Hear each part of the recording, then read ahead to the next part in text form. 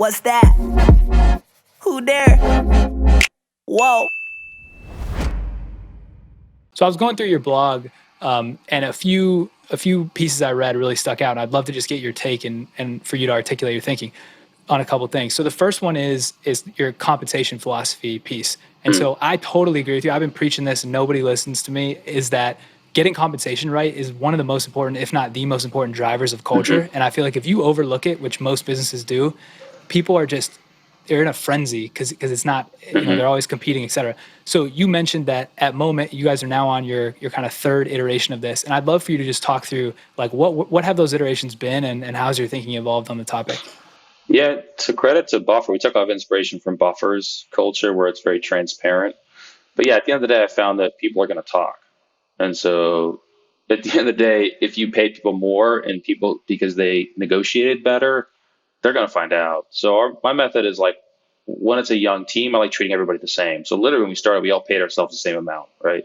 And that was the first about 4 or 5, 6 months until we got this thing going, right? And then we figured out, okay, what is the compensation philosophy? We've gone towards a model where we just say, hey, we take these 8 functions, design is design is design. We don't have like 8 versions of the design. And then we basically have a model against these 10 skills. So we found in the startup space, we care about teaching these generalists. And so we built the compensation around that. And then we just keep it simple. So we just want to pay people well and keep paying them better. We let them choose medical, but we don't get into all the, should there be laptops? Should there be how much vacation do they get? Like, so everyone has their own philosophy. Ours is just keep it simple, try to pay people really well.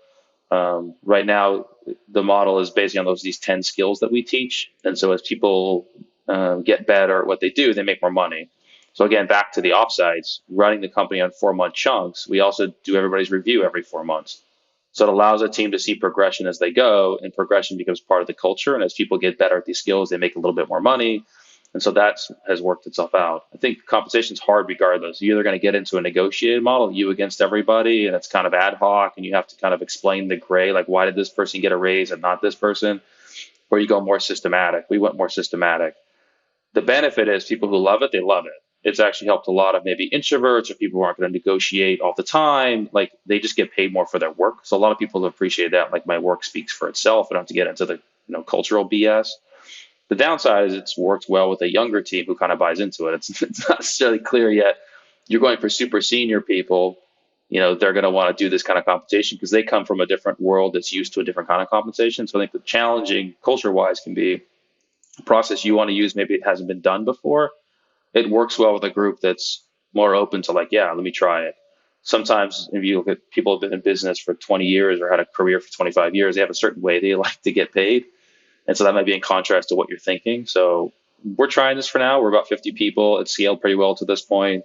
We'll see what happens as we try to get to 200 people. So we'll find out. Yeah, I love it. So a second one I came across was around raising capital. And I think you articulated this point well, which is everybody says like, figure out, are you a venture scale or bootstrap business? But the reality is what people really care about is like, what's going to happen to my business once I raise money? And you said that point well. And I'd love to hear, based on your experience with Contour, I know you raised Moment. I'm not sure how much or if any, but what's your take on kind of these elements and kind of just general lessons learned for people who are fundraising?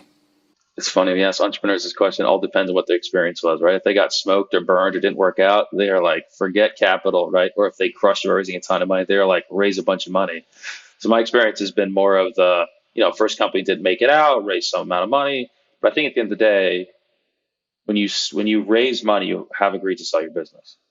I think that might be as the part that's missed. It's not a bad thing. It just is a reality that those people you've sold a percentage of your company to, they're going to have to get a return at some point. So you're either going to have a great cash flowing business and pay them back, or you're going to sell the business, or you're going to take them public. But there is some transaction that's going to happen. It's not just like hey, I took some money, thanks, let me kind of go along my way now. So I think that has to be very clear to people. And so you want to also pick people that you want involved in your business that you like, right? Because the wrong ones will really screw with you. I think the second thing is, yeah, it's not something to be afraid of. I think raising capital, the benefit of is it lets you go bigger and lets you have bigger impact. And so in terms of having a bigger impact, a lot of the teams are passionate about that. And so then from a raising capital point of view, it does come down to your ability to raise it, right? So if you're an entrepreneur that's never raised money before, It's harder. If you're an entrepreneur that's raised money before, it's easier, right? If you're someone that's gotten something off the ground, it's easier. So it always comes back to how much money can you raise?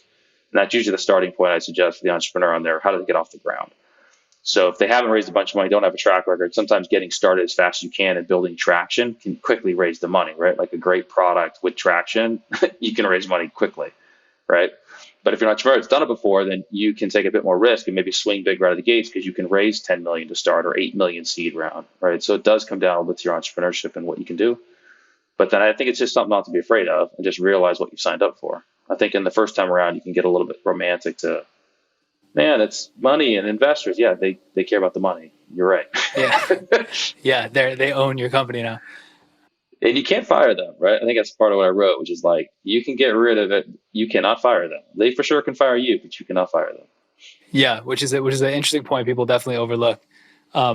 So a third piece, and this is the third one that I wanted to hit on, was around this idea of becoming a CEO. So most people, I would think, especially from the outside, they think founder and CEO are synonymous. And in reality, they're very different roles. You can be a founder and not a CEO. You can be a CEO, not a founder.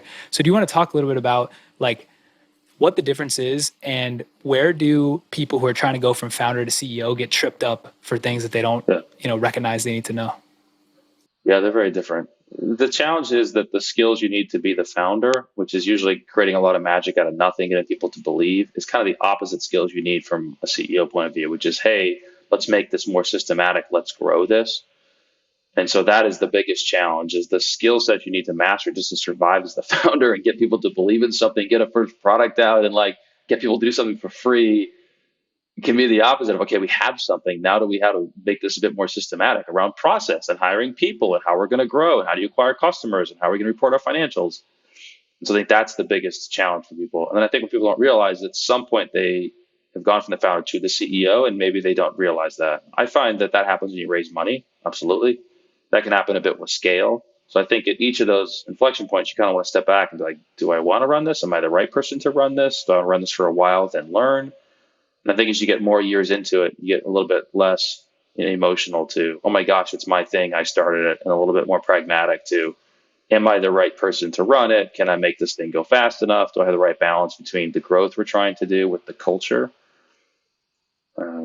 And I think that's the main thread. And then I always go back to just kind of sports, which is it does take practice and training. Like Peyton Manning has had quarterback coaches guaranteed, right?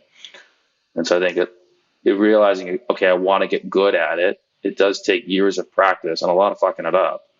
And you just need to find people around you that can train you and teach you. That could be other CEOs, retired CEOs, groups that you can talk to, share notes. But part of it to be good at it is you have to be obsessed with like, I want to be great at it. And I want to learn from everybody who's great at it. And if I suck at it, then I got to learn from that. Yeah. Yeah. It seems like it's all about quality reps. Like you just got to find the ways to get quality reps and get a bunch. Unfortunately. Yeah. That's often why you see even like a public company, it's pretty rare where someone goes from maybe the operator to the CEO of it because they're starting at ground zero. Like to be a CEO, you need practice being a CEO. I think even if you go back to coaching, you'll see great coaches started in the junior leagues, right?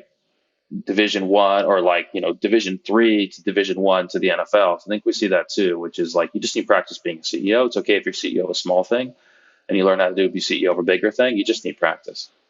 That's why Zuckerberg's so rare. People are like, they look at him, they idolize him. But in reality, it's very, very rare to go from that magic that he grew the entire thing. Now he's the CEO of this massive public company. Like that's just so rare. It almost never happens.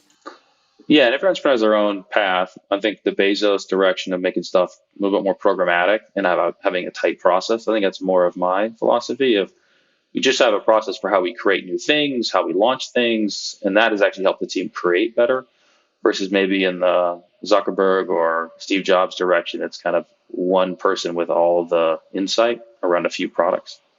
So as an entrepreneur, that's what you just have to figure out. Am I running that kind of business or am I more programmatic to a process where everyone can create? But that's part of the journey you go through and figuring out who you are and what you want to do.